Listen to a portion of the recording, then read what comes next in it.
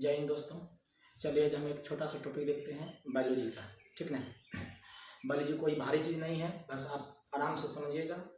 मरल है तो भी समझ में आ जाएगा, जिंदा है तो कोई बातें नहीं। ठीक, ध्यान से देखिएगा। बायोलॉजी सर्वप्रथम अगर कहेगा कि बायोलॉजी का जनक है कौन, तो बताइएगा अरस्तु। अरस्तु को अंग्रेजी में बोलते हैं एरिस्टोटल। क्या बोलते हैं? एरिस्टोटल। बायोलॉजी का मतलब होता है जीवित प्राणियों का अध्ययन।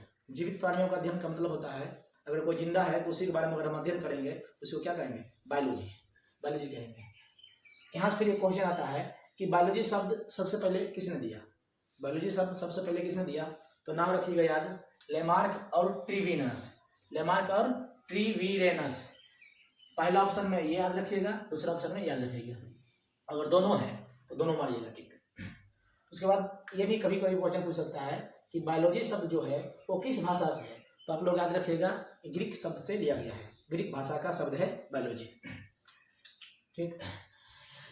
ये जो बायोलॉजी है, बायोलॉजी को दो भाग में बांट दीजिए। बायो क्या है? बायो। बायो का मतलब होता है जीवित प्राणी यानी लिविंग बींग्स, और लॉजी का मतलब होता है अध्ययन, यानी जीवित प्राणियों का अध्ययन ही क्या कहलाता है? बायोलॉजी। क्या कहलाता है? बायोलॉजी। बायोलॉजी का अगर जनक पूछेगा तो क्या बताना है? अरस्तु, अंग्रेजी में एरिस्टोटल। ठीक, आगे बढ़ते हैं। बायोलॉजी को दो भागों में बांटा गया है। कितने भागों में बांटा गया है? दो भागों में। पहला है जूलॉजी, दूसरा है बॉटनी। पहला क्या है? जूलॉजी, दूसरा क्या है? बॉटनी। जूलॉजी को हिंदी में क्या बोल सकते हैं?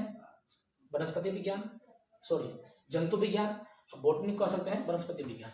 वनस्पति का दूसरा नाम पादप विज्ञान। ठीक। यहाँ से कभी कभी इसका जनक भी पूछ लिया करता है कि बताइए जूलॉजी के जनक कौन है? तो जूलॉजी के जो जनक है उसका नाम है क्या? अरस्तु।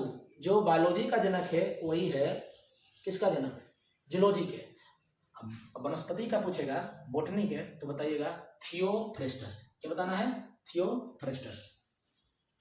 अब बात यह है कि जूलॉजी का जनक हम लोग क्यों कहते हैं? एरिस्टोटल को क्यों कहते हैं?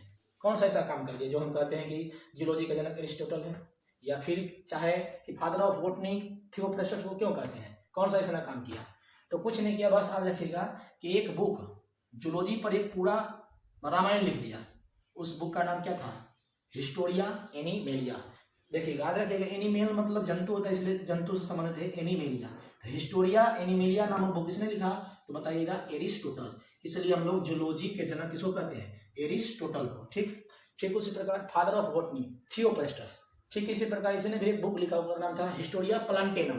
प्लांट से संबंधित याद रखिएगा प्लांटेनम। इसका जनक कौन सा है? थियोफ्रेस्टस। ठीक। आगे थोड़ा समझते हैं कि जूलॉजी क्या है।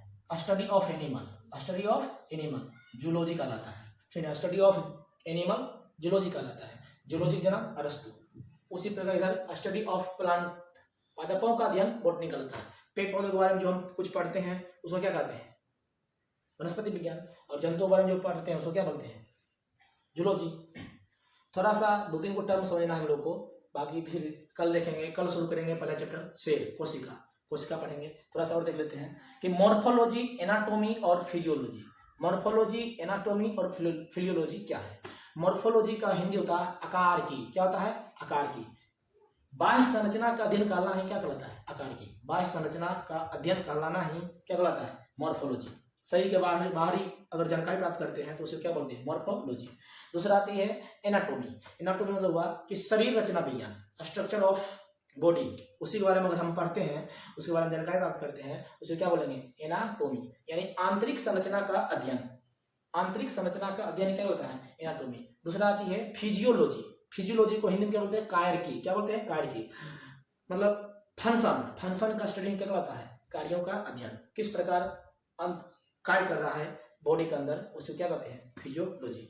बाकी हम कल चैप्टर शुरू करते हैं सेल चैप्टर से। कहाँ शुरू करेंगे? सेल चैप्टर से। आप लोग सिर्फ ध्यान से सुनिएगा। अगर कुछ भी नहीं जानते बायोलॉजी में तो गारंटी लेते हैं कि आपको बहुत कुछ सिखा देंगे। Thank you. बाकी पीडीएफ के लिए हम एक टेलीग्राम चैनल बना देंगे, उस पर आप जुड़ जाइएगा, उस पर मिल जाएगा। ठीक है ना। आप टेंशन बिल्कुल नहीं लीजिए पीडीएफ के लिए। ठीक, तब तक